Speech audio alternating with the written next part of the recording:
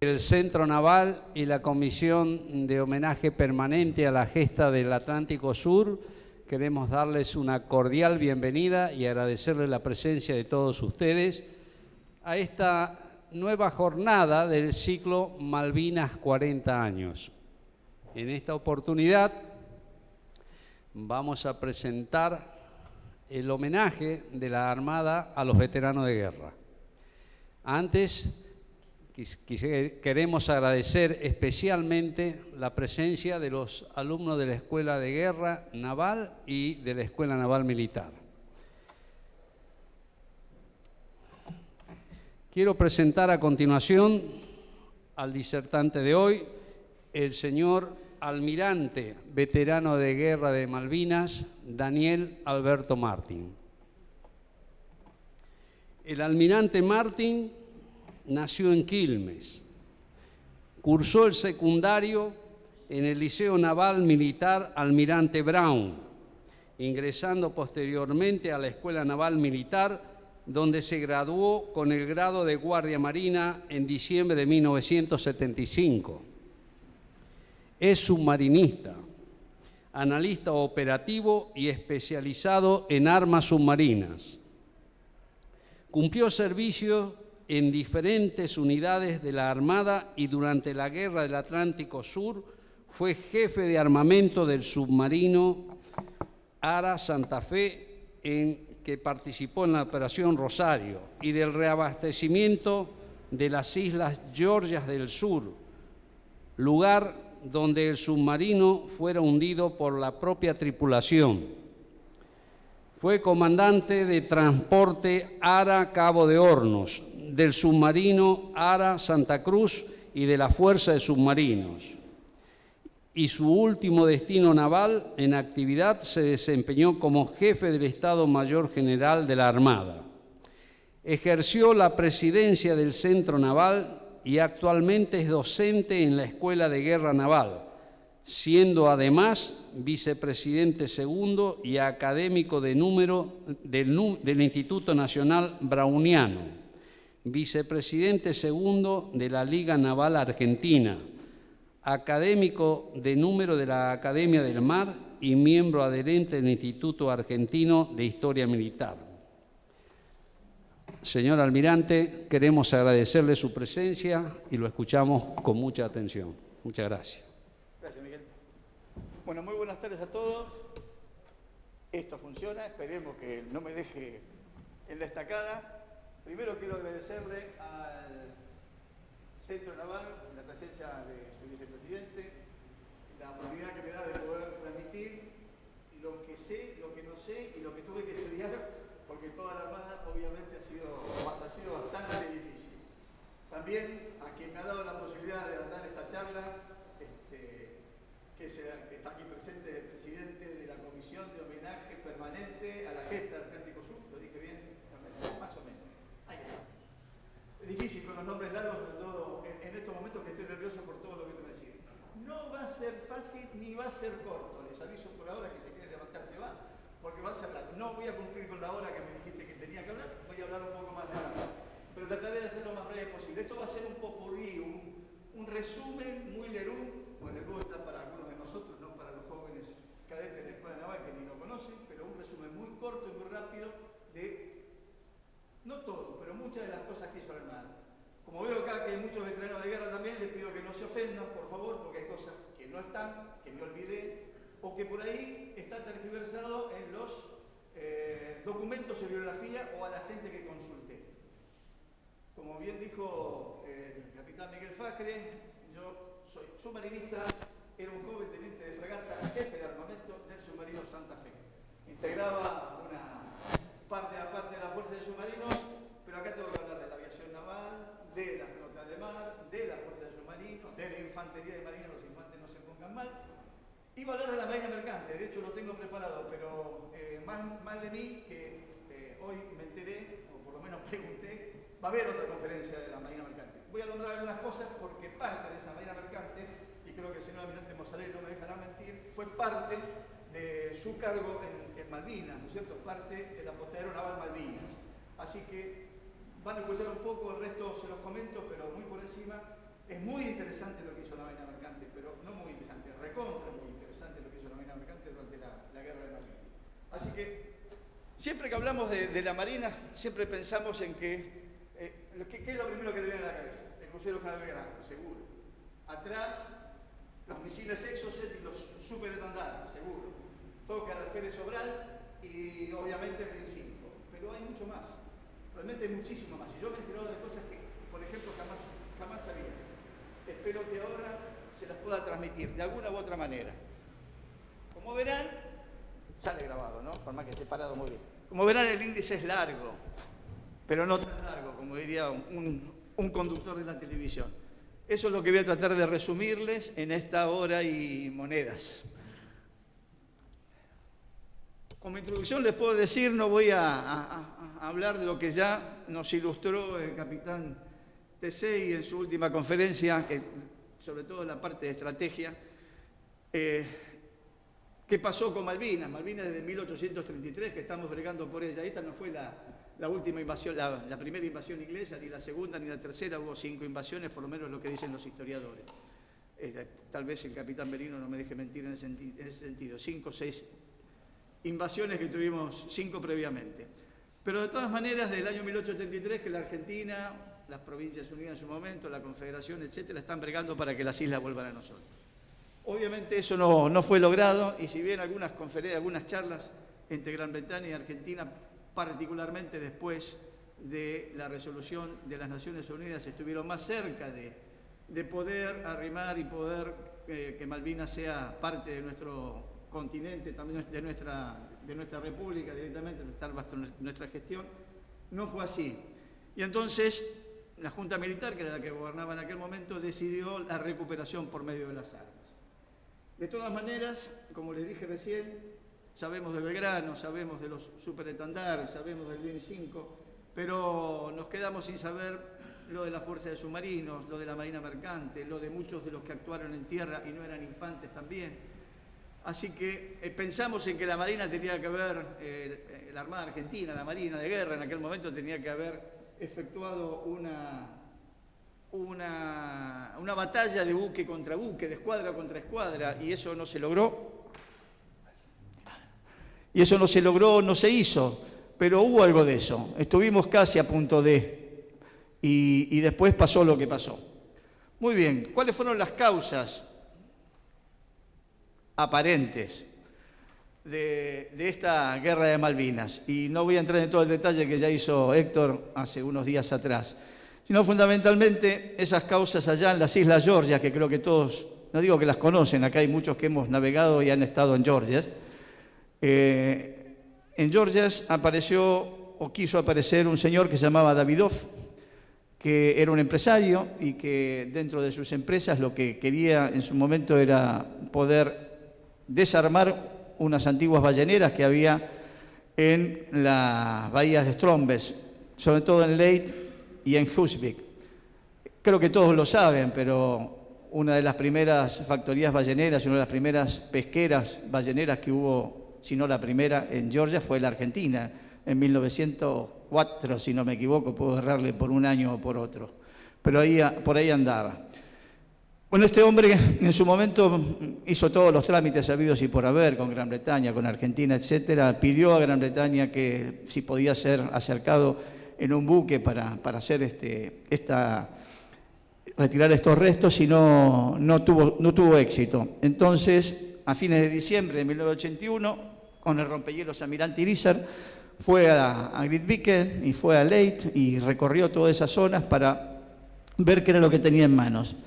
Y después contrató en la Armada al buque Bahía Buen Suceso, que en aquella época, o mejor dicho, dependía del Comando de Transportes Navales. En marzo, el Buen Suceso transporta a los 41 obreros para efectuar este desmantelamiento de la factoría ballenera en el puerto de Leyte. Y en aquella oportunidad, que esto creo que todos lo saben, izaron una bandera argentina, con lo cual se enteraron los que estaban en Grytviken. Acá está el desembarco de los operarios en Leyte en aquel momento. En Grytviken lo que había era un grupo de científicos de el grupo científico británico, British Antarctic Survey, que estaban y figuraban ahí, que en realidad ellos estaban en una punta que ya la ver que se llama King Edward Point, está en la zona de la caleta Capitán Vago, en las cercanías de Grytviken. Grytviken en sí, el poblado de Grytviken ya no tenía más nada, mejor dicho, había unas balleneras totalmente, unas factorías totalmente desarmadas. Bueno, con el tema este de la bandera, reclamo va, reclamo viene, termina el gobierno británico enviando al grupo que había relevado el Endurance en Malvinas, en las Islas Malvinas, mandándolos para Grytviken para hacer desalojar a los obreros. Y entonces recibe el Bahía Paraíso la orden de, si me equivoco, el señor Capitán Santos podrá decirme que no, recibe la orden de ir a buscar un grupo de 15 buzos tácticos que había, buzos tácticos y comandos anfibios en realidad, que estaban en Ushuaia, entrenándose, y los llevan para defender y darle seguridad a los trabajadores que estaban en Leyte. Hasta aquí todo lo que sucedió, y obviamente Gran Bretaña protestando y Argentina defendiendo. Pero aparece ahora sí lo que fue la Operación Rosario, que todos también la conocen, o por lo menos creo que todos también la conocen. Esa Operación Rosario, Operación Azul, en realidad, llamada Rosario casi a minutos de desembarcar, a pedido del señor teniente coronel, en aquel momento Seyneldin, al almirante Busser y al general García, pero no los quiero mezclar con todo esto, ya va a llegar el momento. Esta Operación Rosario, en realidad toda la planificación se empezó a prever sobre fines de 1981, yo diría diciembre de 1981, cuando la Junta Militar lo llama a quien en aquel momento ocupaba el puesto de comandante de operaciones navales, el vicealmirante Lombardo, a las oficinas para decirle que empezara a hacer una planificación para el año siguiente, si Gran Bretaña no se avenía diplomáticamente a devolvernos las Islas Malvinas, se iba a hacer una recuperación militar. Esto brevemente, en realidad fue más largo, pero brevemente. Tenía que mantener el secreto, para lo cual el almirante Lombardo decide reunir a 3 altos funcionarios, altos militares, que son uno del Ejército, el general García, que era el comandante en aquel momento del 5º Cuerpo de Ejército, hoy 3ª División, para los jóvenes, el que está allá en Bahía Blanca, y al director de instrucción de la Fuerza Aérea, voy a ver el nombre porque siempre me lo olvido, y era el brigadier Plessi. Con ellos 3, permítanme que lo diga así, Lombardo, Plessi y García, empiezan a analizar las posibilidades y a planificar las posibilidades de hacer esa recuperación de Malvinas. El señor vicealmirante Lombardo, como era el comandante de operaciones navales, y en aquel momento, como en dependían de él el comandante de la aviación naval, el comandante de la flota de mar y el comandante de la infantería marina, los reúne a los 3 y en el más alto secreto tienen que hacer esta planificación. Planificación que la terminan de hacer, o por lo menos el primer proyecto importante, a fines del mes de enero. Se lo presentan a la Junta Militar y en febrero, que hacen algunas correcciones por pedido de la Junta Militar, concretamente, para no hacerlo más largo, 25 de marzo, la Junta Militar aprueba el planeamiento, la planificación que tenía y ordenan, 25 de marzo fue después, obviamente, del desembarco, ¿no? Los vuelvo a lo que dije hace 10 minutos atrás, del desembarco de los operarios, le autoriza la zarpada, digamos, de alguna manera, de las unidades que tienen que hacer la recuperación y que se preveía para ese planeamiento que iba a ser el 1 de abril. Se constituye entonces esta Fuerza de Tareas 40, que estaba dividido por 4 grupos de tarea, uno de desembarco, otro de transporte, un grupo de escolta y desembarco y otro grupo de tareas especiales. El grupo de tareas de la Fuerza de Desembarco se los muestro después porque es bastante largo y no me entraba en esta filmina, como decimos nosotros. El grupo de transporte estaba obviamente el buque de desembarco San Antonio, el transporte Isla de los Estados, el rompehielos Almirante Irizar. En el caso del grupo de escolta estaban los 2 destructores, o sea, el destructor Hércules de Santísima Trinidad, y las 2 corbetas, la Drummond y la Granville. La Guerrico no actuó en esta, va a actuar en la siguiente, que es en Georgias, pero la corbeta Guerrico estaba en dique, estaba haciendo reparaciones en esos momentos. Y el grupo de tareas especiales era el submarino Santa Fe, donde estaba yo embarcado, con un grupo de la agrupación de buzos tácticos. Su comandante, el segundo comandante y 11, si mal no recuerdo, buzo tácticos más. ¿Quiénes componían la fuerza de desembarco? Eran casi 800 infantes de marina. Ahí tienen ustedes largo todos los grupos, las secciones que componían esa fuerza de desembarco que estaba embarcada principalmente en el buque de desembarco Cabo San Antonio, más la Santísima Trinidad, más el rompehielos Almirante Irizar. Había gente ubicada en otros lados, particularmente los buzos y los comandos anfibios.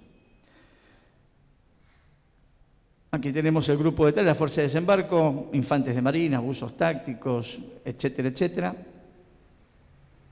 El grupo de transporte, ahí tienen las dos primeras fotos que son las del San Antonio, y abajo está el Isla de los Estados y el rompehielos Almirante Irizar. En el caso del grupo de escolta, el Hércules y Santísima Trinidad, puse una sola foto, eran prácticamente idénticos, y las dos corbetas Granville y Drummond. Y por último el grupo de tareas especiales, Submarino Santa Fe y sus buzos tácticos embarcados. Pero había otra fuerza de tareas preparada, que era la fuerza de tareas de cobertura, y poca gente habla de la fuerza de tareas de cobertura, que era donde estaba el rompehielos, el portaaviones 25 de mayo, con todo su grupo aeronaval embarcado, y tenía un grupo escolta con los destructores Pi, Bullard, Piedrabuena, Punta Médanos, y además, desde tierra, desde Río Grande, estaba el grupo aeronaval de exploración, que eran los Neptunes, los Electra y los, ¿cómo se llama? Los Beechcraft, los B-200. Bueno, todos estos conformaban ese grupo de cobertura, que ya vamos a ver qué es lo que hicieron, si es que hicieron algo, obviamente sí. Tenemos acá las aeronaves que estaban embarcadas en el portaaviones 25 de mayo, el portaaviones y los destructores. La misión de la Fuerza de Tareas Anfibia era esta, simplemente desembarcar una fuerza en las Islas Malvinas y conquistar una zona en dichas islas que desalojaran las autoridades y las fuerzas británicas. Tenían, por supuesto, pautas muy particulares de cumplimiento para esta misión. La Operación Rosario salieron, si mal no recuerdo, un 28 de marzo de Puerto Belgrano, el 27 zarpó el Santa Fe, un día antes, y la idea era llegar, si ven ahí dice 2 de abril, la idea era llegar, obviamente, el primero, antes del primero, para que sea el desembarco a la hora H 06:30, pero hubo algo que los detuvo en el camino. Acá tenemos al San Antonio capeando el temporal, que lo fue frenando, no digo prácticamente desde que salieron, pero casi, desde el día 29-30, el viento que soplaba no bajaba de los 45 nudos y el mar, como siempre, venía de proa, es decir, del sur, obviamente. No sé si acá habrá algún infante que estuvo embarcado en el Cabo San Antonio, pero realmente les habrá sido difícil a los infantes de marina la navegación esta que hicieron. Bueno, tratando de llegar a Puerto Argentino, el día 31, por toda la demora que ya se venía dando, hay un pequeño cambio de planes que es cambiar el día. En vez del primero, pasamos al 2. Pero hay otro cambio, que poca gente lo nombra, que es por las radios públicas se escucha una transmisión de Rex Hunt, del gobernador de las Islas Malvinas, del gobernador británico, obviamente, en que manifiesta abiertamente que los argentinos venían a invadir las Malvinas y ya tenían el plan de operaciones, de alguna manera, mal, bien, más o menos, bosquejado o no, pero tenían el plan de operaciones. Lo que decide al señor general García, almirante Busser, embarcados. El almirante García el general García, perdón, estaba embarcado en la Santísima Trinidad, si mal no recuerdo, mientras que el almirante Busser estaba en el Cabo San Antonio con su Estado Mayor y además también estaba el Estado Mayor de la Flota. El almirante Alara, comandante de la Flota de Mar, estaba embarcado también en la Santísima. Bueno, reúnen a todos los comandantes, hacen un brainstorming, digamos, hoy y deciden, primero, cambiar la fecha. Segundo, cambiar varias de las cosas que se iban a hacer. Entre ellos, por ejemplo, cuento lo que nos pasó a nosotros, con el Santa Fe, los buzos tácticos que tenían varias cosas para hacer, como 4 tareas, terminan haciendo una sola, que es la playa de desembarco. Pero además cambian la playa de desembarco, que ya se los voy a mostrar. Es decir, hubo varios cambios. El que más nos debe importar hoy es el del 1 al 2. Acá lo tenemos al almirante Busser. Iba a poner el audio, pero iba a ser demasiado largo, de la arenga que a las 7 de la tarde del 1 de abril hizo el almirante Busser a bordo del Cabo San Antonio, donde estaban todos los conscriptos fundamentalmente, y obviamente los cuadros y los oficiales de la Fuerza de Desembarco. Pero saqué algunas partes de este mensaje que me parecieron más que interesantes, en realidad detonantes, que eran, no tengo la voz del señor almirante Busser, ni lejos de tenerla, y además en esos momentos, pero fíjense lo que dice acá: en esas islas vamos a encontrar una población con la que debemos tener un trato especial. Son habitantes del territorio argentino y deben ser tratados como lo son todos los que viven en la Argentina. Deberán respetar la propiedad y la integridad de todas las personas. Respetarán a las mujeres, a los niños, a los ancianos y a los hombres. Serán duros con el enemigo, pero corteses, respetuosos y amables con la población de nuestro territorio, a los que debemos proteger. Está dando una arenga de desembarco. Iban a desembarcar y iban a tomar posesión de las Islas Malvinas. Si alguien incurre en violación, robo o pillaje, le aplicaré en forma inmediata la pena máxima. No tenía ninguna duda de lo que iba a hacer. Mañana le mostraremos al mundo una fuerza argentina valerosa en la guerra y generosa en la victoria. Que Dios lo proteja. Bueno, así fue la arenga, y el 1 de abril, prácticamente a la noche, es el primer desembarco que se hace desde la Santísima Trinidad. Ahí desembarcan el grupo de botes de los buzos tácticos y de los comandos anfibios, que tenían, creo que después lo digo, pero tenían dos misiones en particular. La primera, ahí no iban a desembarcar, porque ellos desembarcaron por la parte sur de Puerto Argentino, o sea, por la zona sur, y los dos grupos se dirigieron, uno a las barracas donde deberían haber estado la defensa, los militares que defendían Puerto Argentino, y el otro grupo iba a la casa del gobernador. Por otro lado, por el norte, digamos, se los voy a mostrar en un gráfico rápidamente, estaba el Cabo San Antonio, que venía con la protección del Hércules y de la Drummond, si mal no recuerdo. Y a las 1:55, bueno, me olvidé de mi buque, el Santa Fe lanza sus buzos tácticos, que fueron a hacer lo que debían hacer, demarcar la Playa Roja. 4:30, se toca Diana, se levantan todos, y a las 6:20 empiezan a embarcar en los vehículos anfibios. Me gustaría que hubiera estado acá el almirante Acuña hablando de esto, porque realmente le ponía mucho más énfasis a lo que le estoy poniendo yo, que era el comandante del Cabo San Antonio. Y en realidad escucharlo a mí se me ponía la piel de gallina en aquel momento. A las 6 se abrían las compuertas, se destrincaban los vehículos, 6:10 estaban ya todos arrancados, y a las 6:20 el primer vehículo iba al agua. Capitán Santillán estaba en el agua liderando a todo el grupo de desembarco. 6:30, hora H. Bueno, ahí tenemos una foto de lo que era la bodega, por llamarlo así, de la salida de los vehículos, el primer vehículo en el agua, o uno de los vehículos en el agua, y avanzando. Yo acá no tengo un puntero, a ver si tengo un puntero. Yo lo que les decía, el desembarco del Cabo San Antonio, esos fueron por acá, por el norte, porque la Playa Roja era esta. De hecho, en la próxima lo vamos a ver. Y la otra playa está donde me tapa ahora en los objetivos. Pero esos eran los objetivos, lo puse para que tuvieran una idea de todo lo que iba a hacer esa fuerza de desembarcos. Tenía que llegar al Faro San Felipe, ir al Puerto Argentino, Modi Brooks, Casa del Gobernador, etc. En la otra vemos, sí, la Playa Roja. Ahí desembarcaron los vehículos anfibios que está acá arriba. Esta es la península York, o York.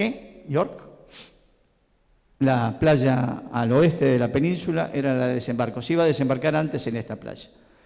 Y por el sur, acá en la parte verde, es donde se desembarcó el capitán Sánchez Abarot, si mal no recuerdo, con los 19 vehículos, o mejor dicho, botes que tenían para desembarcar. Se hizo el desembarco. Esta es toda la operación en general. Como ven acá, como yo les comenté del sur, un grupo iba para la casa del gobernador y el otro fue para esta zona al fondo de la bahía, que era donde estaban las barracas de los Royal Marines. El grupo que desembarcaba acá, en esta zona, con el Cabo San Antonio, llegaba por el Istmo, pasaba por el aeropuerto y se dirigía directamente hacia Puerto Argentino. Disculpe que vaya tan rápido, pero Para detalles, en otro momento. Sigamos. Preferí mostrarle a nuestra gente que estaba ahí. Se hizo también un desembarco. En realidad los helicópteros que estaban embarcados tanto en el rompehielos como en el... se me escapó. En el rompehielos seguro, efectuaron el desembarco, hicieron varios viajes, casi 200 hombres hicieron desembarcar en olas helitransportadas. Y por otro lado, el avance que tuvo el capitán Santillán en aquel momento con sus vehículos se vio frenado a las puertas de Puerto Argentino, que fue el único momento en el cual recibieron una confrontación, una respuesta por parte de los británicos que empezaron a tirarle. Resumo, se resolvió con un cañonazo, disculpe que lo diga así, pero fue así, un cañonazo que pegó acá donde está marcado, en la parte alta, desde donde estaban tirando también, de esta casa, y se acabó el fuego. Se rindieron ahí los que estaban tirando, se volvieron hacia atrás y las fuerzas argentinas pudieron seguir avanzando. El tema estaba en lo que había pasado en la casa del gobernador, que creo que todos lo saben también, cuando llega el capitán Giaquino con su grupo, en particular con el teniente García Quiroga y el grupo de buzos y comandos anfibios. El gobernador no se la hago corta, el gobernador no se rinde, el grupo que lo defendía lo está defendiendo. De hecho, los Royal Marines no estaban en sus barracas, como les dije antes. El capitán Sánchez Agaró se encontró que no había nadie, así que todos se habían desplazado hacia la casa del gobernador. Y cuando llegan a la casa del gobernador, se encuentran con que tiene resistencia y que le tiran. Obviamente, ahí lo hieren de muerte, no muere ahí, pero hieren de muerte, lo hieren muy fiero al señor capitán Giaquino. Trata de salvarlo, trata de apoyarlo Diego García Quiroga, que era teniente de fragata, y también lo hieren en ese momento. Y va el cabo Urbina, que era el enfermero, a tratar de darle auxilio sanitario, y también lo hieren. Pero el capitán Giaquino queda con una granada en la mano. De alguna manera, Diego García Quiroga, que era el que realmente hablaba fluido inglés, se trata de comunicar. Los británicos ven que la cosa no está resuelta, que pueden volar todos y que ahí puede pasar cualquier cosa. Resuelve el gobernador terminar con el fuego ahí, se junta con su líder en la faz militar y deciden terminar con la resistencia y rendirse a las fuerzas argentinas. Se iza la bandera, ya se había izado en el aeropuerto, ahora se iza en la casa del gobernador y en las Islas Malvinas, se hace toda una formación, no tengo acá la foto, pero el almirante Lombardo emite el mensaje naval a todo el mundo avisando que ya estaba el pabellón argentino flameando en las Islas Malvinas. Resumidas cuentas, eso fue la Operación Rosario Incruenta, que era lo más importante que tenía indicado el comandante de la Fuerza de Desembarco. Los únicos heridos y muertos fue el señor capitán Giaquino, García Quiroga y Urbina. Y hubo un herido leve en la pierna y además, no está acá, ¿no? Pero el señor capitán Santillán se dobló el tobillo, se hizo un esguince de tobillo bajando del vago, pero no importa, detalle. Se aterrizó el primer Hércules en Puerto Argentino, que traía ya a los grupos que iban a quedar en la isla. Se produce la rendición también de todos los militares en los Royal Marines ahí en Malvinas. Y, bueno, acá tienen el recorrido que se hicieron con los vehículos y la gente. Y horas más tarde, acá está únicamente el Hércules C-130, pero con los Fokker, el Electra, que aterrizan en la isla, se hace el repliegue de todo el personal. El día 4 de abril ya no quedaba nadie de la Fuerza de Desembarco en las Islas Malvinas, todos replegados. Ahí empieza después el tema de la defensa. El único fallecido, primer caído en combate durante la recuperación de las Islas Malvinas, fue el recordado señor capitán de corbeta Pedro Eduardo Giaquino. Así que nuestro homenaje a él. Vayamos entonces al día siguiente, 3 de abril, se había producido el desembarco y la recuperación de las Islas Malvinas. Cuando hablamos de las Islas Malvinas, todos pensamos en las Islas Malvinas. La soberanía argentina está en las Islas Malvinas, Georgias del Sur y Sandwich del Sur. Bueno, lo dejo para el final, lo del Sandwich del Sur, pero y Sandwich del Sur también. El 3 de abril se produce la recuperación de las Islas Georgias del Sur, para lo cual se arma un grupo de tareas con el señor Capitán Trompeta a cargo de esto, que además estaba ya a cargo de la parte de la campaña antártica, si mal no recuerdo, y se forma con las unidades que tiene el Bahía Paraíso, que estaba prácticamente en zona, la Guerrico, que como les comenté, estaba en reparaciones, en 48 horas se preparó para hacer esta navegación, realmente estaba desarmado desde el punto de vista material, y embarca 40 infantes de marina, del Batallón de Infantería de Marina número 1, a cargo del teniente de navío Guillermo Luna, y venía el teniente Justi como segundo comandante de esa agrupación, y embarcan tenían dos helicópteros ya, un Puma del Ejército Argentino y el Alouette de la Aviación Naval.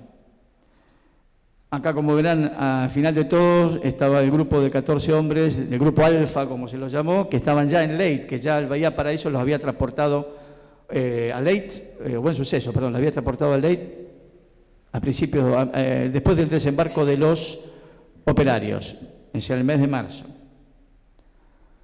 Acá tenemos al Bahía Paraíso, a la Guerrico, los infantes, que además en Bahía Stromberg, ya metidos dentro de la isla San Pedro, las Islas Georgias del Sur, se hace esa transferencia de los 40 hombres de la Guerrico al Bahía Paraíso, porque iban a ser desembarcados desde el Bahía Paraíso. El día 3, la Guerrico entra en la Bahía Cumberland, yendo rumbo a la caleta Capitán Vago, a efectos de pedir la rendición de los británicos que se encontraban ahí. Y se produce, esto que ven acá es la bahía, esta es la caleta Capitán Vago. Acá atrás, a lo lejos, es Grytviken, sin población, sin nadie, no había nadie ahí en Grytviken. Esto que está acá a la derecha abajo es King Edward Point, o Punta Ceballos creo que le llaman en castellano, pero King Edward Point lo conoce todo el mundo. Y acá en esta zona está la casa Shackleton. Esto sí está habitado, aquí sí está el grupo de científicos antárticos británicos.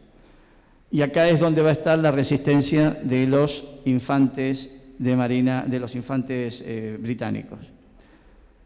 El helicóptero Alouette sale y hace todo un recorrido primero para ver cómo estaba la situación, y a partir de ahí en el helicóptero Puma se van haciendo los helidesembarcos. Acá tenemos algunas fotos donde embarcan el helicóptero y salen, acá está el teniente Buzón, y salen a hacer el helidesembarco. Espero que de alguna manera esto se entienda. Teóricamente es el vuelo del Alouette, que va a ver qué es lo que pasa, cómo está la cosa. Acá es el primer desembarco de los infantes de marina en esta zona. O sea, fíjense que está la zona, voy a decirlo burdamente, a la izquierda de la península del King Edward Point. Cuando hace el segundo vuelo para desembarcarlos a la derecha de esa península, o sea, por ahí está el helicóptero. El helicóptero es atacado por los ingleses, porque ahí estaban los británicos, justamente en toda esa zona, en la zona de la casa Shackleton. Es atacado, mueren 2 conscriptos, Almonacid y Águila, gracias, Águila. Y hay 4 o 5 heridos más en ese ataque. Rápidamente el piloto mueve el helicóptero, cruza la caleta y va al otro lado de la caleta, y ahí está todavía desarmado, ya van a ver algunas fotos, pero ahí es donde produce el resto del desembarco de la gente, toma a los heridos, que después los va a recuperar el Alouette y los va a llevar al Bahía Paraíso. Por otro lado, la corbeta Guerrico. La corbeta Guerrico avanza hacia la caleta Capitán Vago, pide la rendición y empieza a hacer fuego, digamos, con sus cañones de 20, se le traba, con sus cañones de 40, se le traba, y con el cañón principal, un solo disparo, también trabado. Vuelvo a repetir, el buque estaba en reparaciones y una de las cosas importantes que tenía que reparar era toda su artillería. Pero bueno, pega la vuelta la corbeta y en el medio de un pasaje que después les voy a mostrar cómo fue, es acribillada directamente desde tierra, inclusive con lanzamiento de algunos cohetes. Toda la parte de la obra muerta o la obra viva del buque, donde se produce la muerte también de un cabo y el herido de un guardiamarina. Así que el buque sale de ahí, vuelve hacia donde estaba antes, el Alouette avanza de nuevo sobre la zona donde estaba el agente de desembarco.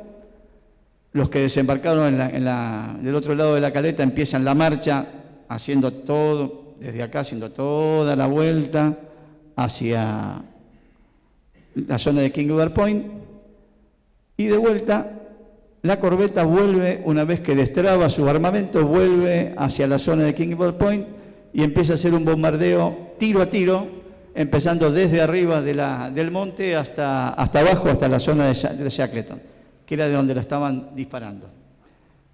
Se detiene el fuego británico, pide la rendición y los británicos se rinden. Así fue. Bueno, ahí tenemos algunas fotografías de los desembarcos en la zona de King Edward Point, de la casa también Shackleton. En la zona la anterior es esta que está acá, casa Shackleton. Muy bien. Acá tenemos el transporte de algunos heridos y fallecidos en su momento, con el Alouette, porque les digo, el helicóptero Puma queda del otro lado de la bahía, de la caleta. Este es el trayecto gráfico nada más. Acá está donde estaba la fuerza británica ubicada, la primera sección que había desembarcado estaba de este lado, la segunda fue aquí donde empezó el intercambio de fuego, y este sería el recorrido que hizo la corbeta Granville en la primera y en la segunda instancia. El helicóptero Puma que quedó del otro lado de la caleta, acá lo ven. No sé cómo está hoy, pero las fotos de su momento cuando lo tomaron era esto. O sea, quedó allá, no lo saquearon, no lo embarcaron ni nada por el estilo. Como verán, en esta recuperación de Malvinas y las Georgias del Sur, sufrimos la pérdida de un oficial y un cabo y dos conscriptos, más varios heridos, particularmente en Georgia, bueno, en Malvinas también. El teniente García Quiroga se salvó gracias a la navaja marinera que le habían regalado y que la tenía ubicada en un sector del cuerpo donde pegó la bala y estuvo a punto de morir, pero fue salvado. Muy bien. Pasemos ahora a lo siguiente. Ahí, ¿qué quedó en Grytviken? Después se lo voy a comentar, pero queda el capitán Luna, el teniente Luna en aquel momento, con el teniente Justi, los 40 infantes y el señor capitán Trombetta decide dejarle 3 hombres de servicios como para que se mantengan. Todo el resto, obviamente, los del grupo científico británico, más los militares británicos que estaban en la isla, fueron embarcados en el Bahía Paraíso, si mal no recuerdo, y traídos al continente, de donde fueron después repatriados por Uruguay, por la zona de Montevideo, a Gran Bretaña. Lo mismo pasó en Malvinas, obviamente. Los británicos terminaron yendo por Uruguay hacia Gran Bretaña. La flota de mar se constituye en aquel momento, después sobre fines de abril o mediados de abril, en realidad, la Fuerza de Tareas 79 a cargo del comandante de la flota de mar, que era el almirante Alara, y está obviamente en 3 grupos. Uno, donde el núcleo era el portaaviones, otro, el crucero General Belgrano, y el tercero, el núcleo eran en realidad eran las 3 corbetas francesas, la Drummond, Granville y Guerrico, con el Punta Médanos, hasta que el Punta Médanos dijo basta, pero con el Punta Médanos en ese momento. Como verán, un poco de fotografías también para aquellos que no los conocieron, sobre todo al portaaviones, al Puma, el 25 de mayo con los trackers, los A4, Sea King y el Huet, la Santísima y el Hércules, ambos también con un helicóptero a bordo, y el destructor Pi, si mal no recuerdo, y el Campo Durán, que era el petrolero que los acompañaba. En el sur, o mejor dicho, yendo hacia el sur, el capitán Bonzo estaba a cargo con su crucero, y el Bullar y el Piedrabuena, y lo acompañaba el Puerto Rosales, era el petrolero que estaba acompañando. Y el capitán Grunslager, que llevaba las 3 corbetas, más el Punta Médanos, el petrolero de la flota de mar. Que no voy a decir que duró poco, pero lamentablemente tuvo serios desperfectos y tuvo que ser remolcado desde su posición al norte de Malvinas hacia el continente en una maniobra titánica con el rompehielos Almirante Elisa. El rompehielos lo remolca, me enteré ahora porque tampoco lo conocía, me enteré ahora que lo remolca desde ahí hasta iban a ir a Puerto Belgrano, pero no llegaban, había mucho mar, era difícil el remolque y terminaron entrando en Puerto Madryn, o sea, el Golfo Nuevo y Puerto Madryn, donde quedó el Médanos, hasta que más adelante y con mayor tiempo fue remolcado hasta Puerto Belgrano y no participó más en la contienda de Malvinas.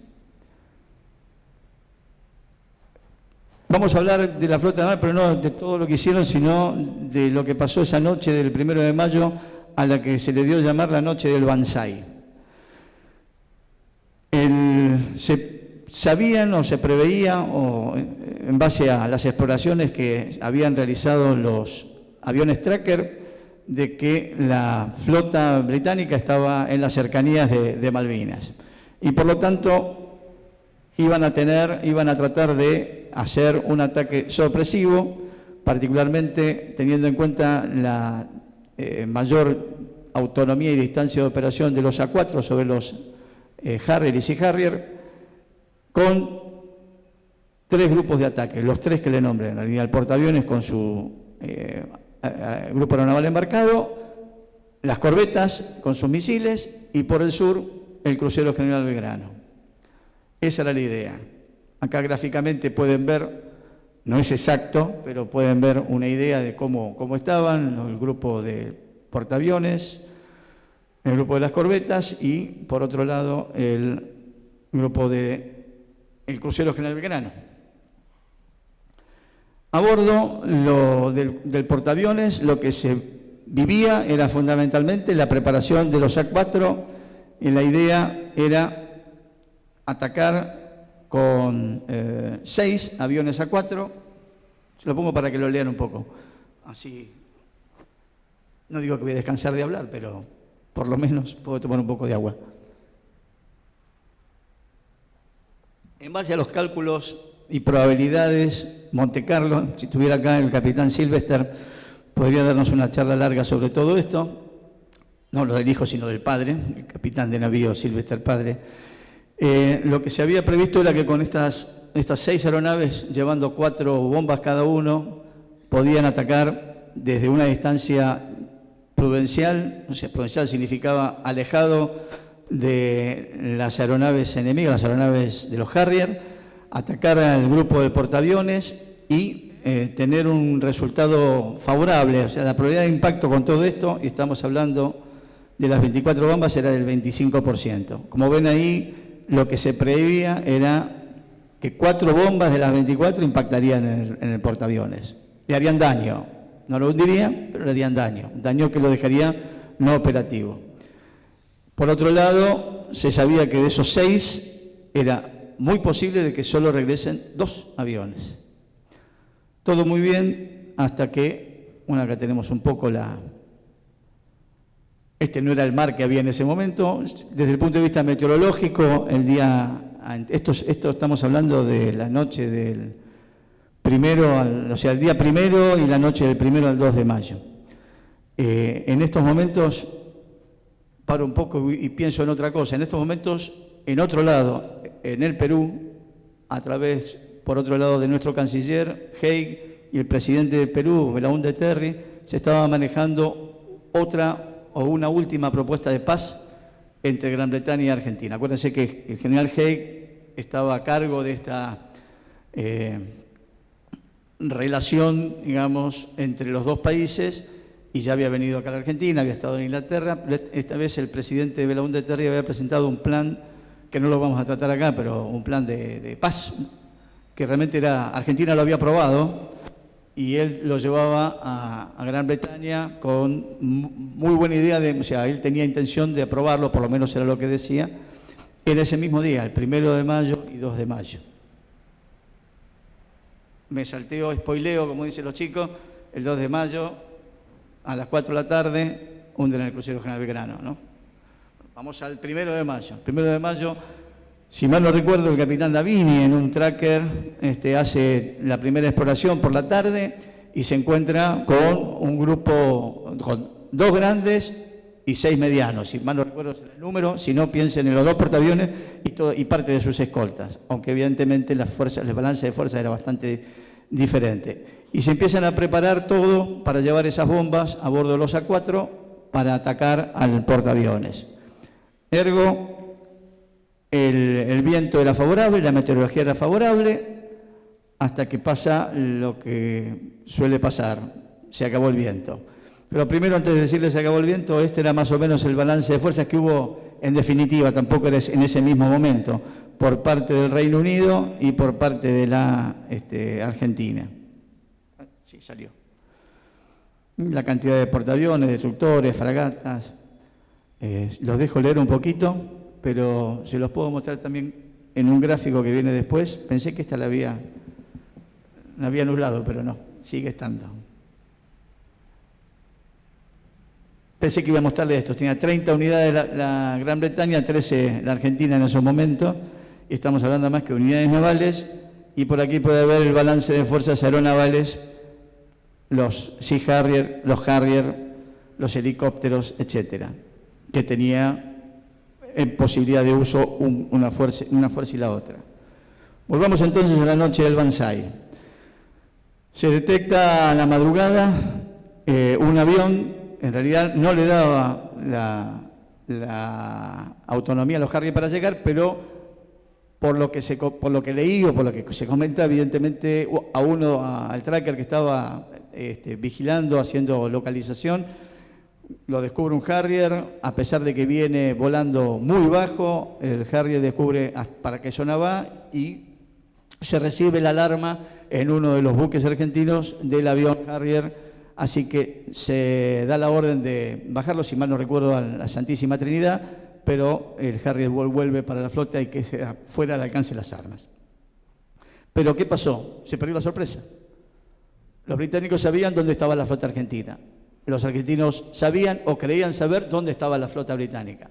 Por otro lado, el día primero, ven acá que en la tercera línea dice el enemigo no está aferrado y con superioridad. El día primero, el comandante del Atlántico Sur le avisa al almirante Alara de que el enemigo estaba aferrado, porque acuérdense que la noche del 1 de mayo es cuando llegan los Vulcan desde la isla Ascensión, bombardean Puerto Argentino, particularmente la pista, y además de eso vienen los buques de superficie y bombardean Puerto Argentino. Es decir, se considera que la flota británica estaba aferrada, quizás inclusive hasta en un posible desembarco en la zona de Puerto Argentino, que era lo que se pensaba originalmente, que iban a desembarcar por la zona del sureste de Puerto Argentino, ahí donde había desembarcado el capitán Sánchez Abaró con sus buzos tácticos y comandos anfibios.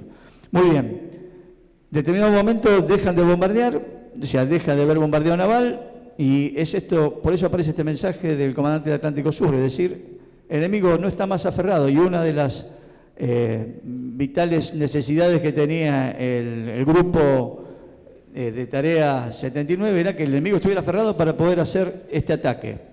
De todas maneras, el señor almirante Alara decide, voy a atacar. Ya no estaba en manos de él, sino en manos de la meteorología. Sale un tracker a buscar la flota, a localizarla, no la localiza, vuelve la flota habría tomado un arrumbamiento alejada del campo de batalla, digamos, y evidentemente no pueden tener un punto como para poder acercarse. Y por otro lado, el viento baja a menos de 8 nudos. Yo creo que todos lo saben, pero en definitiva para los que no saben o los que no sabíamos, como yo, por ejemplo, obviamente se necesita una cantidad de viento relativo para poder despegar una aeronave desde un portaaviones. Y eso está en función de la carga que tiene cada aeronave. Para esta carga de 4 bombas, cada aeronave necesitaban unos 40 nudos relativos de viento para poner un número redondo, no menos de 40 nudos. 5 había. Nunca me tocó un mar tan lindo, el mar argentino, de 5 nudos. Siempre nuestro mar ha sido, no digo violento, pero siempre ha dado más de 15, 20, 30 nudos, que con la velocidad que puede poner, obviamente, el portaaviones, se arma una velocidad relativa de esos 35 o 40 nudos necesarios.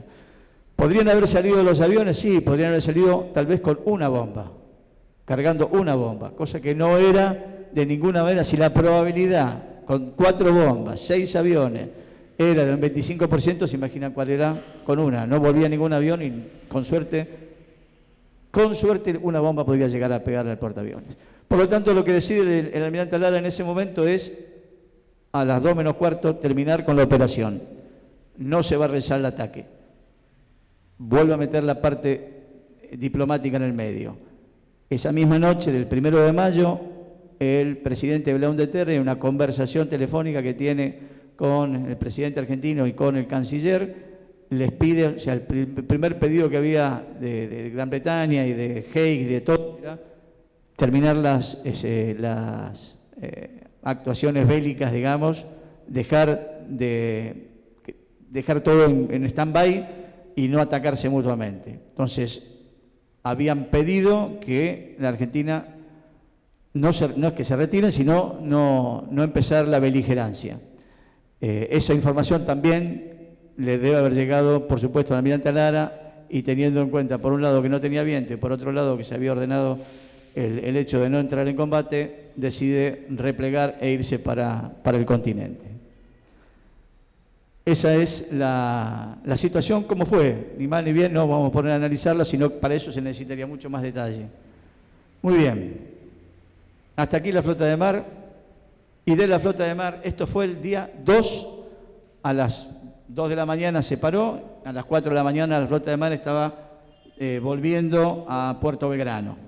Pero el crucero General Belgrano, navegando con el Bullar, con el Piedrabuena y con el Puerto Rosales, ¿en qué zona? Estaban en la zona al este de Isla de los Estados, si mal no recuerdo, entre Isla de los Estados y el Banco Burwood. Por ahí en esa zona estaban navegando. Inclusive, en determinado momento se le cambió al crucero Belgrano la tarea a realizar, no era atacar, sino de los buques que hubieran sido atacados, etcétera, que iban a ser atacados particularmente con los aviones y con los misiles Exocet Marmar 38 de las corbetas, iban a estar posiblemente navegando hacia el sur, y ahí tendría que atacar los 2 destructores que también contaban con los misiles, más el crucero Belgrano, con sus cañones, terminar la acción de destruir o desgastar esas unidades británicas.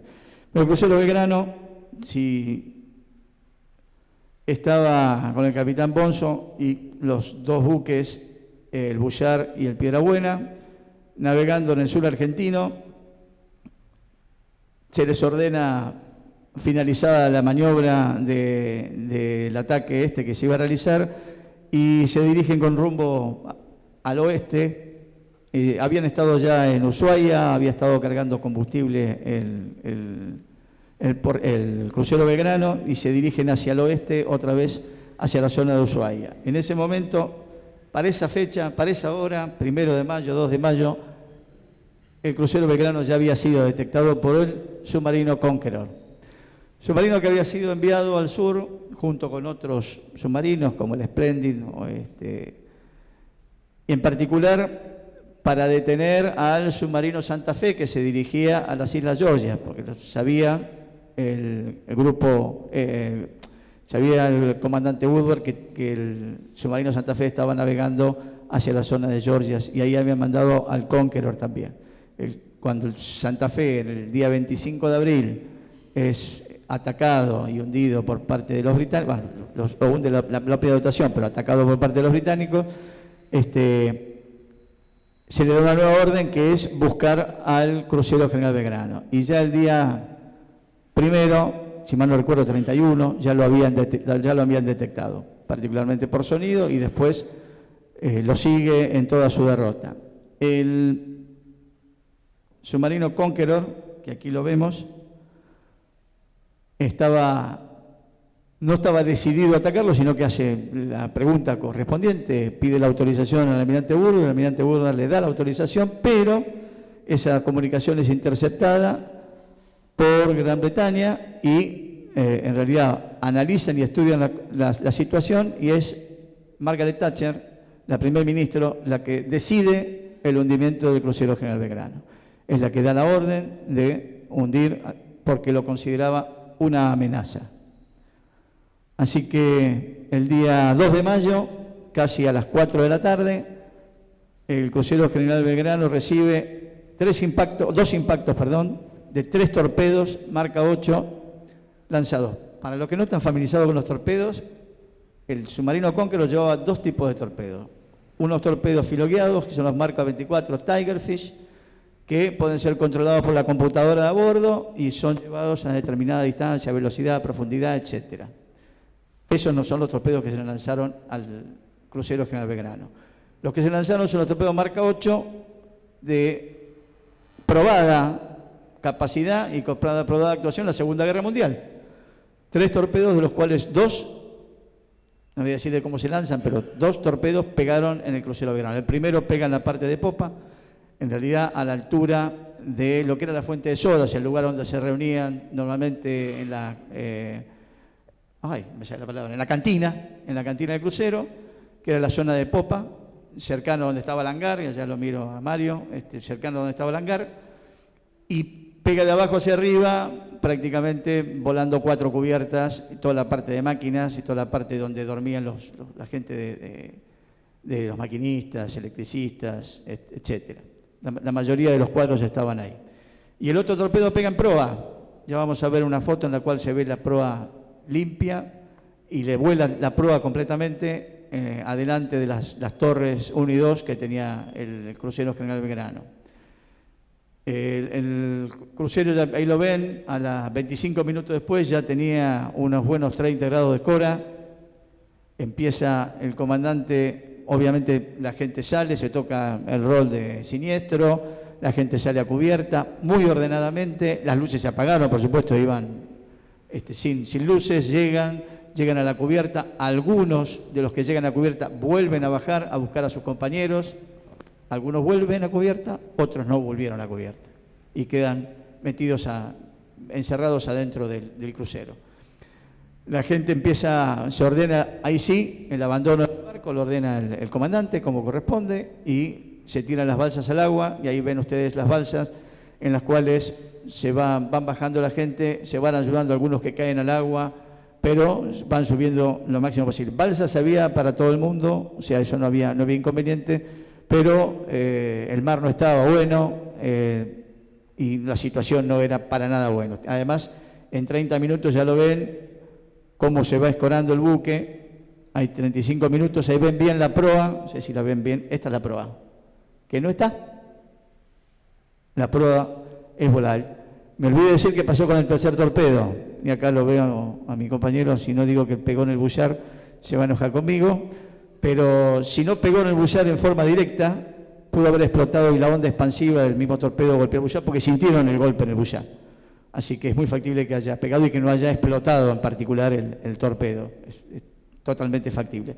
Pero sí hubo un golpe, de alguna manera, en el destructor Bullard.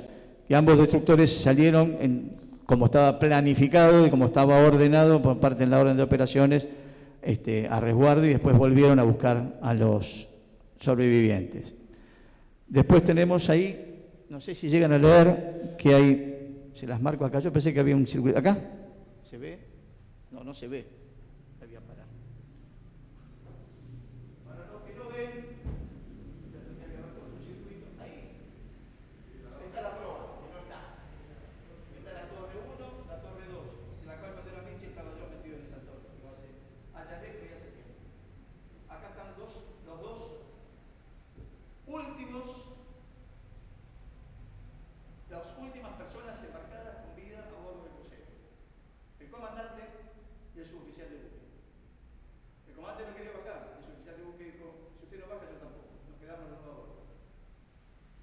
que discusión va, discusión viene. Se acercó una balsa, ya cuando el buque estaba hundiéndose prácticamente, y el capitán Bonzo junto con su exaltamante, que se llamaba Barrio Nuevo, gracias. Barrio Nuevo, perdón. Los dos se arrojan a la balsa y se abren del crucero. Que eso siempre me emocionó porque todos normalmente pensamos que cuando un buque se hunde hay una succión donde chupa todas las balsas, todo lo que hay alrededor y lo mete para adentro. No voy a parar una hora, voy a seguir. ¿Qué pasa, Miguel? Al micrófono. No, pasa que tiene que grabar, ¿sí? Supongo que se escuchará lo mismo. Pero decía, el buque, vuelvo al micrófono, gracias, ahí voy. Que el buque chupaba lo que estaba en el mar y que se lo llevaba para adentro. Bueno, esto fue todo lo contrario. La succión fue para afuera, en realidad no hubo succión y las balsas se fueron alejando del crucero Belgrano. Hubo unas primeras balsas que sí fueron cortadas por el costado del buque y que se hundieron o que no navegaron o que no se inflaron, pero la mayoría de ellas fueron alejadas del barco. El barco, la nave, se hundió, ya lo ven acá, casi una hora con una inclinación de 60 grados. Y a las 17 horas el buque fue engullido por la mar. 9.000 toneladas de agua y descansa allá en las profundidades cerca del Banco Burwood. Que en definitiva no lo pudieron encontrar en la única expedición que hubo buscándolo de la National Geographic, creo. Estaba a bordo de la National el almirante Castro Madero, pero no pudieron encontrarlo. Muy bien, pero acá se desata lo que sigue. Crucero Belgrano, hundido, balsas, náufragos, operación de rescate. Como verán es largo esto, pero no puedo dejar de contarles todo esto, aunque sea rapidito. Pero la operación de rescate fue muy grande. Asume el control el señor capitán en aquel momento Martini, que estaba a cargo de la Fuerza de Tarea 50, que era la de búsqueda y rescate, y la asume con sus buques, sus aviones y todo lo demás. Acá ven, como les puse, los aviones Neptune, Fokker, Electra, Beechcraft, los buques Burruchaga, Bahía Paraíso, obviamente los dos destructores, Bullard y Piedrabuena, que fueron los primeros que llegaron a la zona, pero que no encontraron nada en un principio. Después se encontraron una primera balsa, que además, si mal no recuerdo, venía sin nadie, la primera balsa que se encuentra. Bueno, está también, no sé si lo puse acá, está también algunos buques que no eran un buque mercante, un buque ruso, el piloto pardo chileno, etc. En un gráfico lo pueden ver un poco mejor. ¿Cómo es que encuentran a las balsas? En realidad iban haciendo rotación entre los dos Neptune, uno comandado por el capitán Prony Leston y el otro por el capitán Roca. Y cuando el capitán Roca con el 2 Papá 111, no sé si se ve, sí se ve, donde está la mancha de combustible, ve una mancha de combustible alrededor de las 9 de la mañana, 9 de la mañana, bien digo, del día 3 de mayo, decide largarse en esa zona para buscar hacia el sureste en su plan de búsqueda y tratar de encontrar las balsas. Esto es una decisión importante, porque él sigue y en determinado momento no debería haber seguido más, porque según los procedimientos y las normas había llegado a una distancia tal que si tenía algún problema en un motor se quedaba sin volver al aeródromo de salida, que en realidad es la base aeronaval Río Grande, Hermes Quijada, en Río Grande. Le pregunta a toda su tripulación: yo quiero seguir, ¿ustedes qué quieren hacer? Acá hay muchos más que están hablando de lo que hablaron en el avión, es decir, la respuesta fue afirmativa, seguimos. Y como siguieron en este avión, el Neptune, horas después, el suboficial Leiva, que estaba...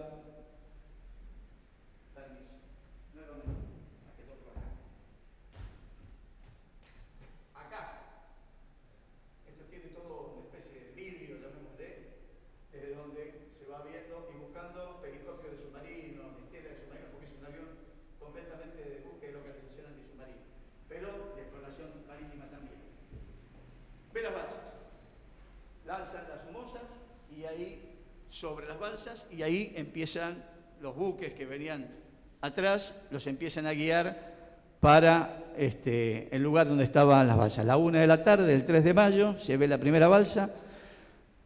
Si mal no recuerdo, fue el Piedrabuena, puedo equivocar, o el Bullar, me parece que fue el Piedrabuena el que toma el contacto y el avión pega la vuelta y se vuelve a Río Grande. Llega y cuando ya había aterrizado, se paró. Hasta ahí le llegó el combustible. O sea, estuvieron a punto de no llegar. Pero bueno, la decisión fue difícil, pero lograron encontrar las primeras balsas y obviamente de ahí siguieron los buques que les dije, buscándolos y sacando los sobrevivientes con todo el ánimo y desánimo del mundo, porque algunas balsas venían sin nadie, otras venían con fallecidos, otras venían con heridos. El mar, como verán ahí, no era un mar llano, no era un mar de no viento, sino que se movía bastante y había que sacar a la gente y subirlos acá. Yo siempre recuerdo lo que decía el almirante Castro Madero, que era en aquel momento teniente de corbeta y estaba embarcado estaba a bordo del crucero. Si mal no recuerdo, 3 veces intentó subir al buque que lo rescató. 3 veces. Cada vez que subía se caía, pues tenía las manos y los brazos entumecidos, los brazos y las piernas entumecidas del frío, obviamente. Pero bueno, logró salir. Este fue el rescate. Aquí, como verán, está la cantidad de náufragos que sacaron, algunos como sobrevivientes, 770 en total. Cada uno de los buques hizo lo suyo. No miren la cantidad de gente, pues, o sea, mírenla, pero digamos, no significa que el Gurruchaga, que sacó 363, fue mejor que el Bullar, ni mucho menos. O sea, cada uno tenía su problema, cada uno tenía sus cosas y cada uno de los sobrevivientes rescatados agradecía hasta el día de hoy que hayan estado ahí y que le hayan dado todo lo que le dieron. Por supuesto que había fallecidos, es decir, de todos los que sacaron, 23 o fallecieron, o ya estaban fallecidos en las balsas, o cuando subieron a bordo no llegaron vivos después hasta Ushuaia, que fueron bajados todos los sobrevivientes. Ahí en Ushuaia, a bordo de los aviones de la aviación naval, fueron reintegrados a Puerto Belgrano. 323 almas que hoy custodian desde las profundidades del mar nuestra soberanía. Vayamos a otra epopeya. Alférez Sobral. El Alférez Sobral era un aviso que también estaba bajo el comando del capitán Martini, junto con el Somellera, en lo que era la fuerza de búsqueda y rescate, y estaba ubicado, si mal no recuerdo, en Puerto Deseado. Este buque, que era un buque construido en la década del 40, había llegado al país en la década del 70, muy similar al Santa Fe, por eso me acuerdo.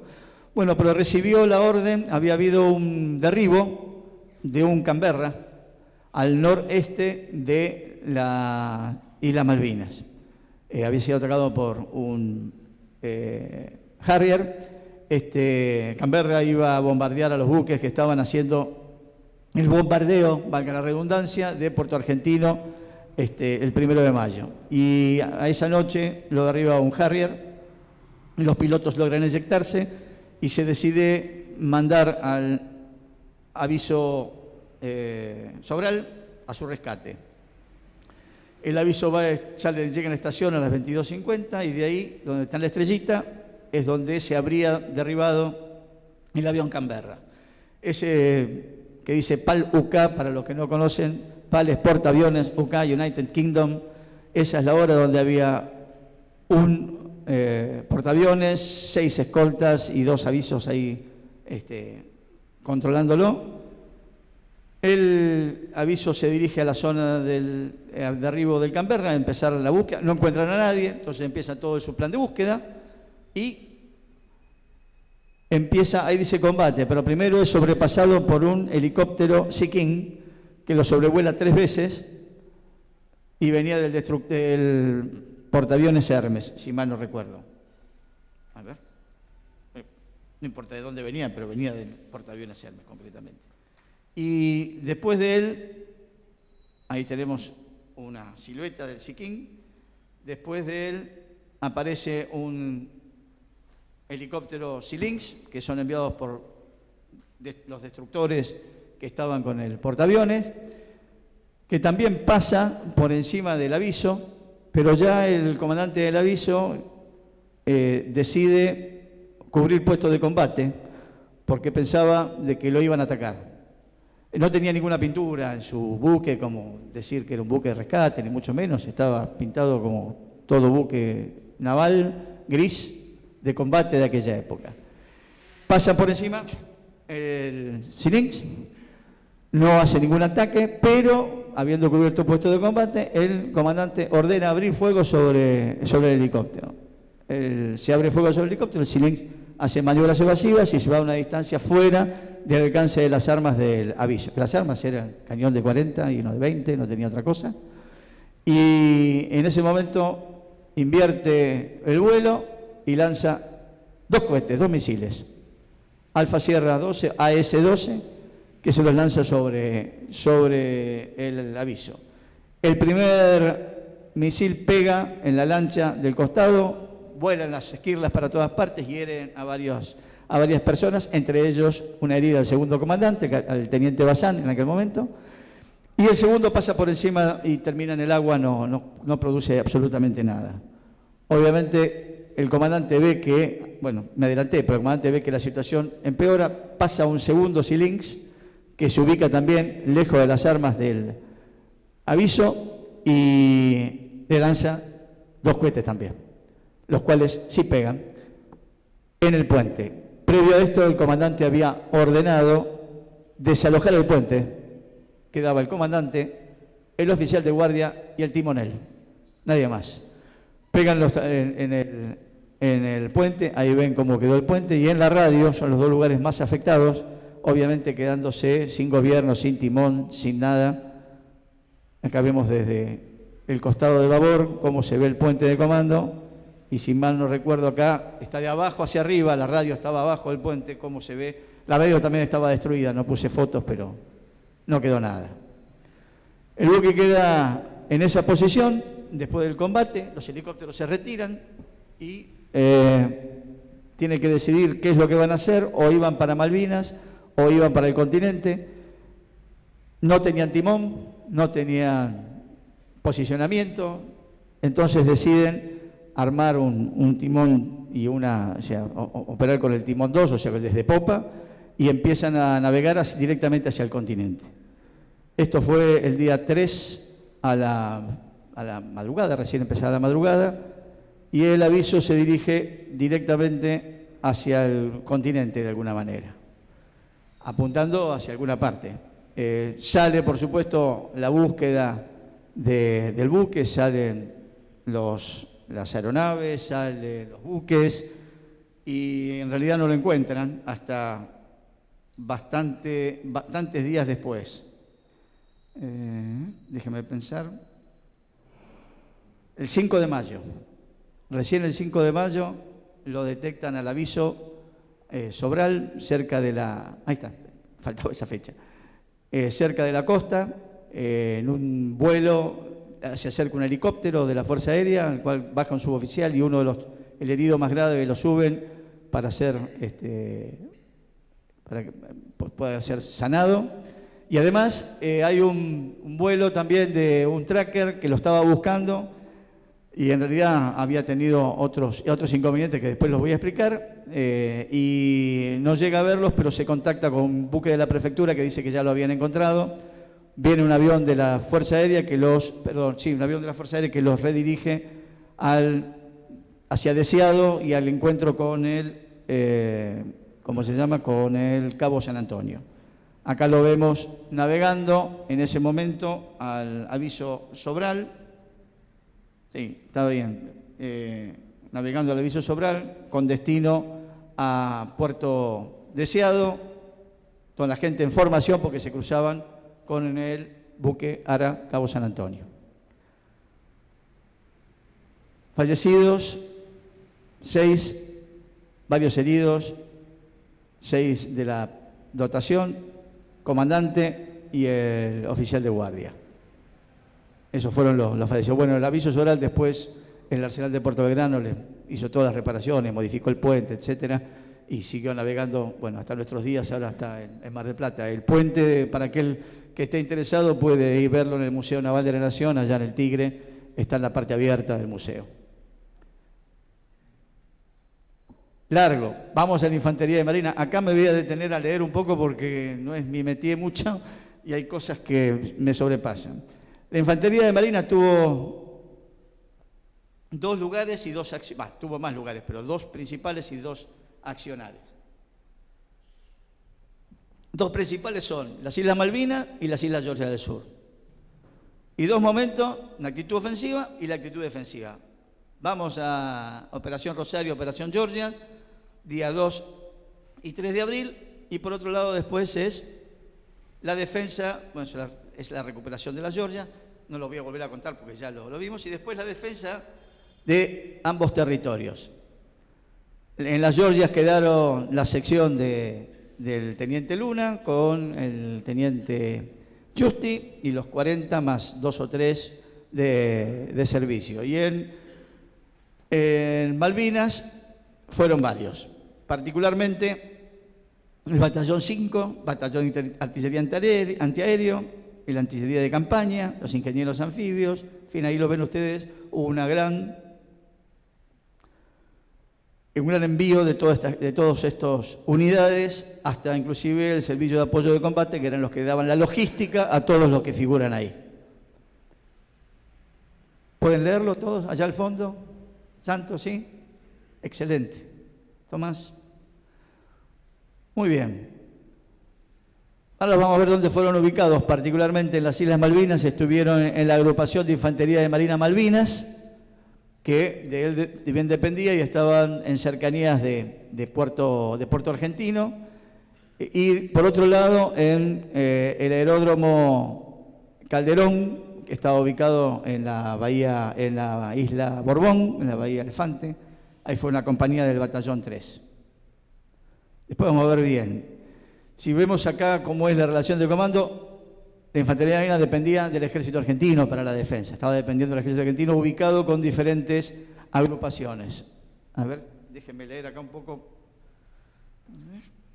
Porque estaban bajo el comando operacional de la Brigada de Infantería 10 y tenía, por ejemplo, la sección de ametralladoras que habían dividido en 3. Una estaba con el Batallón 5, pero las otras 2, una estaba en el Monte London, junto al Regimiento 7 del Ejército, corregime, Héctor, si me equivoco, y la segunda sección con el Regimiento 25 de Infantería. La tercera de ametralladoras quedó con el Batallón 5. Había también los ingenieros que también se ubicaron en Tumbledon, si mal no recuerdo, también bajo las órdenes del Ejército en la zona, con parte de Infantería y parte de Ejército.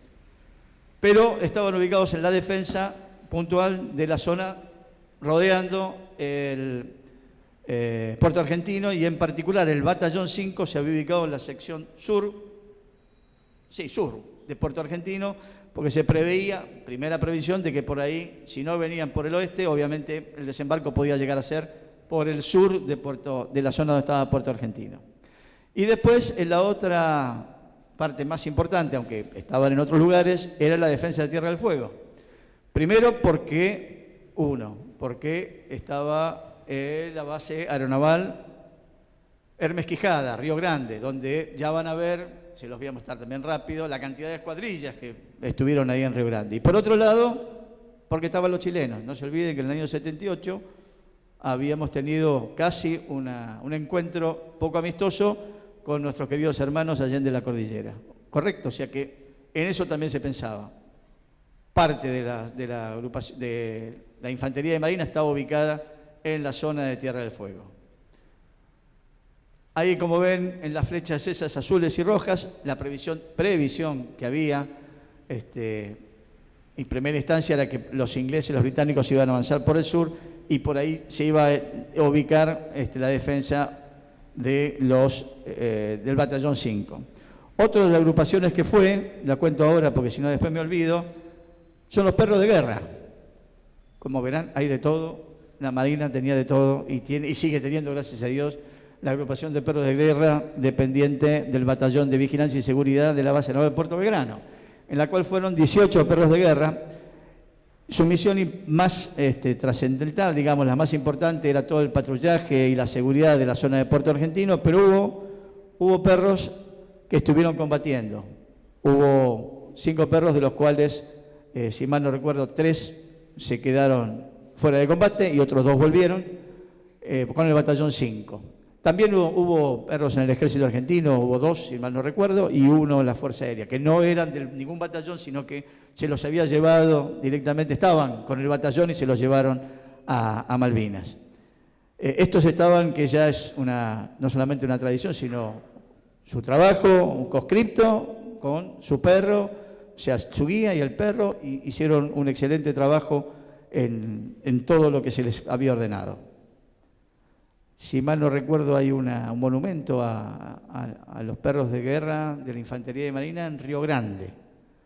Por ahí estoy equivocado, ahí lo conmemoran. Se esperaba, esto es como para que tengan una idea, así como les mostré el tema de buques, aeronaves británicos, qué es lo que se esperaba que pudieran desembarcar y que pudieran estar al ataque ahí y recuperación de Puerto Stanley, diríamos entonces, pues son británicos.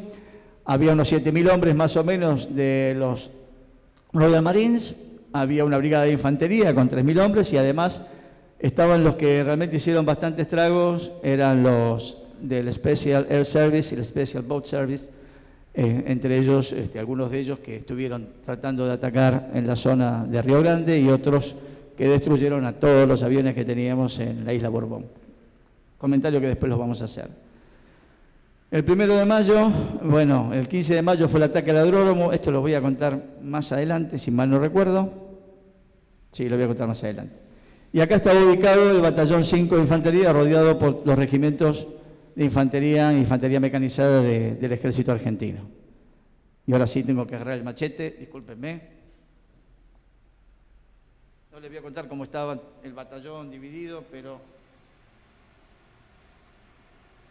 me interesa. Uno de los lugares que no nombré, vieron cómo estaba Puerto Argentino. Puerto Argentino tiene una bahía, y del otro lado hay una península que tiene un canal de salida. En esa península, la península Camber, también había parte del regimiento de ejército y también parte de la infantería de marina. Para los que somos de la promoción hasta 105, 104, 103, estaba el teniente Inboden en ese lugar. Estaba a cargo de la agrupación de infantes que estaba junto con el ejército. Si mal no recuerdo, el 25 que estaba ahí, tengo la duda, pero ya lo vamos a ver. Defendiendo la península Camber, que es también donde avanzaron los británicos por ese lado. ¿Cuáles fueron las acciones más importantes en el combate? No quiero pasar... Son un montón de hojas, pero no quiero pasar tan rápido esto, porque evidentemente acá es cuando decimos que no hubo conjuntez en esta guerra. Y tal vez no la hubo, yo después lo voy a seguir comentando, ¿no? Pero no lo dije en el desembarco del 2 de abril, ni en el desembarco del 3. Lo mencioné, pero nadie se dio cuenta. En el desembarco del 3 en las Islas Georgia, el piloto de la aeronave de Pume era un oficial del ejército argentino. Y, por supuesto, mecánico también y copiloto también, eran del ejército argentino. El desembarco en las Islas Malvinas, el 2 de abril, estaba el coronel Seinendín con su grupo de infantería, una parte de la sección del regimiento 25, ¿no?, de infantería mecanizada, estaba a bordo y fue desembarcado. En un bar desembarcó, y ahora no me puedo acordar el apellido, pero en un bar con su grupo desembarcó detrás del capitán Santillán hombres del ejército argentino en los vehículos anfibios, que además fue el que lo ayudó a uno de nuestros aviadores a limpiar la pista del aeropuerto para que pudieran bajar los Hércules, los Fokker, los Electra, etcétera, ese mismo día. O sea, puede ser que no haya habido conjuntez, no sé a qué nivel, pero al menos, tanto con el ejército como la Fuerza Aérea, que después se los voy a comentar, los que combatieron estuvieron mano a mano. Y acá también pasó lo mismo, particularmente tanto el Batallón 5 como varios de los regimientos de ejército tuvieron acoplados En el caso de la Infantería de Marina, hombres del Ejército. En el caso de los regimientos del Ejército, hombres de la Infantería de Marina. Incluyendo algunos ingenieros que se convirtieron en infantes, por un lado y por el otro, tanto de uno como otro, que en determinado momento tuvieron que agarrar el fusil, la bayoneta y hacer lo mejor posible por él, por el país, por la soberanía y por su gente. Pero aquí vamos a ver algunas acciones de combate, como verán ahí, no sé si se llegan a ver. Acá estaban las diferentes compañías, bueno, con esto no sirve, pero las diferentes compañías, ahí donde están los montes, tanto los que marqué, London, Tumbledon, Monte Williams y Supper Hill, fueron las zonas donde estaban ubicados fundamentalmente las defensas del Batallón 5. Y por otro lado, ahí van a ver algunas compañías. Los que vienen en rojo, obviamente, son los británicos, que tuvieron un enfrentamiento con los infantes de Marina y con gente del Ejército. Los combates principales fueron en esos montes que yo les comenté. Seguían recibiendo bombardeo permanente todas las noches, todos los días y obviamente cada vez más a medida que se acercaba el 14 de junio. Y, por ejemplo, no quiero dejar de mencionar, ahí donde dice, a ver si se ve allá, en el Monte London, los paracaidistas de ingleses del número 3, que se encontraron con el Regimiento de Infantería número 7, y ahí estaban un grupo de Infantería de Marina con las ametralladoras. Al cabo y a los conscriptos ametralladoristas ahí estuvieron hasta la última bala, porque los encontraron muertos en el pozo con sus ametralladoras en la mano. Lo mismo la artillería propia de la Infantería de Marina con la artillería, el duelo de artillería que hubo entre el ejército nuestro y la Infantería de Marina contra la artillería británica. Ellos con más alcance, nosotros con menos alcance por el tipo de cañón, pero en realidad fue un encarnizado combate que les digo que vale la pena leerlo, y si alguna vez hay alguien que los comenta, no se pierdan esa charla porque es para sacarle el jugo. Realmente, la infantería, la artillería nuestra, creo que si mal no recuerdo, más de 15.000 tiros, como para ponerle un número. No quiero preguntarle del ejército, pero la infantería marina esos 15.000 tiros gastó en todo esto, tirando mañana, tarde y noche, sobre todo noche, porque los combates eran más nocturnos que diurnos. El otro grupo, todos eran importantes, no nadie desmerece a nadie, pero que también me quería detener era con el grupo de la sección 4 de la compañía nácar del 25, que estaba comandada, esto no les dice nada, pero estaba comandada por el teniente Vázquez, contemporáneo mío en la Escuela Naval. El teniente Vázquez estaba que era teniente de fragata en aquel momento, estaba con su sección tratando de combatir ahí en la zona de, espere que lo ubique, creo que Tumbledon, si me recuerdo, Tumbledon, en donde recibió artillería por todos lados, tiros por todos lados, bajas por todos lados, hasta un determinado momento en que, como dice el lugar donde lo leí, aparte lo escuché al teniente Vázquez decir esto, en determinado momento ellos le veían las espaldas a los soldados ingleses, es decir, los habían sobrepasado y seguían tirando, iban pozo por pozo matando gente, o sea, combatiendo, que hasta en determinado momento el teniente Vázquez no le queda otra solución que pedir que abran fuego propio con los morteros sobre su propia posición, porque estaban mezclados uno por otro, cosa que hicieron. Hasta que no agotaron la munición, hasta que no tiraron todo lo que pudieron tirar, el teniente Vázquez no se rindió. Es decir, los combates fueron muy, muy encarnizados. Por otro lado, estaba, si mal no recuerdo, que era un ingeniero, ya que hablé de ingeniero, el teniente Miño, que estaba ubicado también, pero no estaba ahí en Tumbledon, sino, o sí en Tumbledon, pero en la otra zona de Tumbledon, estaba más al oeste y más arriba. Y como ingenieros se armaron como infantes, inclusive participaron de un contraataque que de alguna manera tuvieron pseudo éxito, pero volvieron a atacarlos y volvieron tuvo que retirarse con prácticamente el 30% de su dotación, y él herido, además llevando heridos al hombro hasta Puerto Argentino. En fin, podría seguir hablando de todo lo que pasó ahí.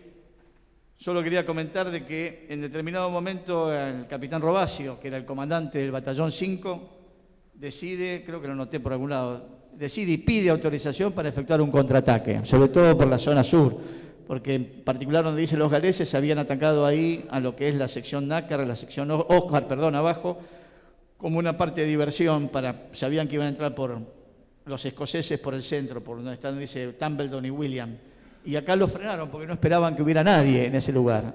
También encarnizados, en determinado momento están encarnizados, que eso me quedó grabado, hubo que parar el fuego, ordenar parar el fuego por la cantidad de heridos y gritos que había en el lugar. Vinieron 4 helicópteros británicos y se llevaron a todos los heridos, lo mismo que pasó del lado argentino.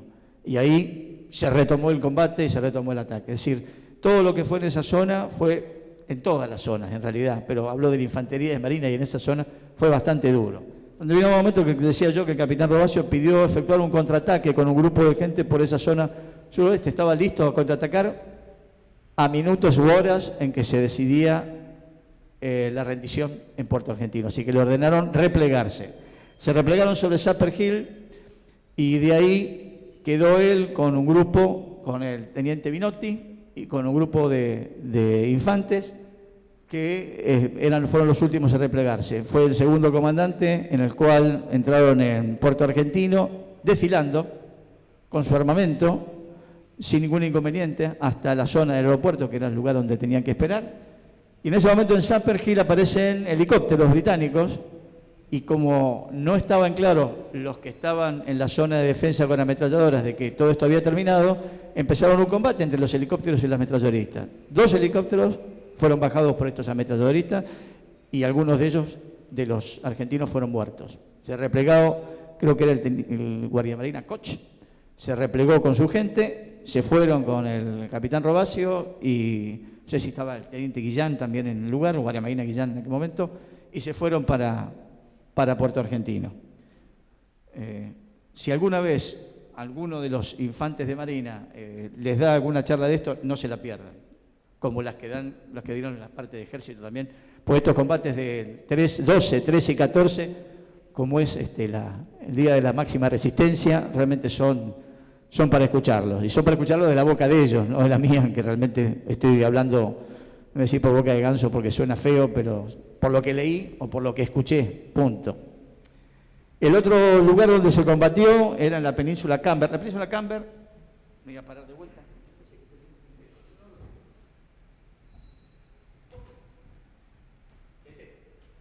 Puerto Argentino está acá, ¿sí?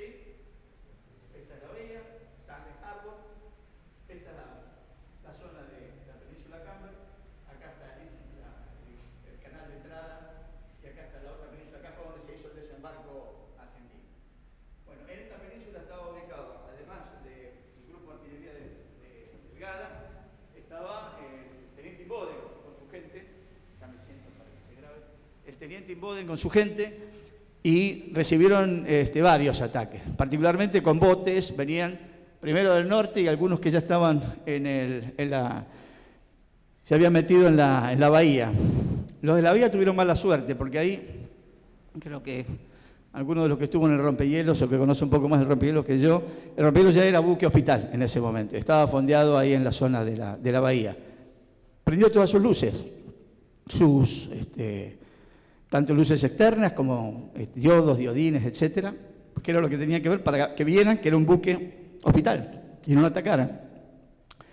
Con tanta suerte que iluminó a los 5 botes que venían por desembarcar los británicos. Los británicos se vieron con todo el tiroteo que había en la península Camber, más los 5 botes ahí, pegaron la vuelta y se fueron. O sea, no desembarcaron.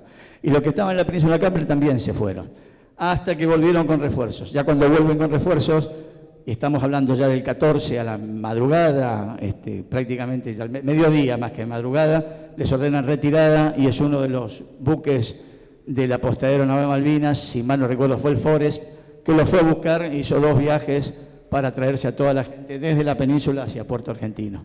Y zafaron, digamos, del combate cuerpo a cuerpo, ya se había ordenado el pliegue. Muy bien. Espere que acá yo tenía unas fotitos para mostrarle, reales del lugar, de algún tiro nocturno que hubo, combate nocturno. Todas esas luces que ven ahí no son fuegos artificiales, sino obviamente combate nocturno. con la gente de los Pozos de Zorro, y ya después de eso, el repliegue, el regreso y la entrada en Puerto Argentino. El batallón 5 estuvo concentrado ahí en el apostadero, después se fueron hacia al aeropuerto, y en el aeropuerto estuvieron prisioneros varios días, hasta que se los... Acá tengo una foto del campo de prisioneros. Muy organizados estuvieron, inclusive los oficiales quedaron con su armamento hasta último minuto, o sea, hasta que embarcaron en el Bahía Paraíso y en Irizar, sí. Y fueron para la zona de Puerto Belgrano uno y Ushuaia el otro, y después se los envió a Río Grande, que era el lugar donde estaba el batallón. Estos fueron los 35 infantes de Marina que murieron en combate. Como dice ahí, el primero en caer en la guerra y el último fue un infante de Marina, por tiempo y por fecha nomás y horario. Y a ellos, lamentablemente, no tuve tiempo, pero este es el listado de muchos de ellos. No creo que lo vean, pero el número ya da respeto de todos los infantes. Bien.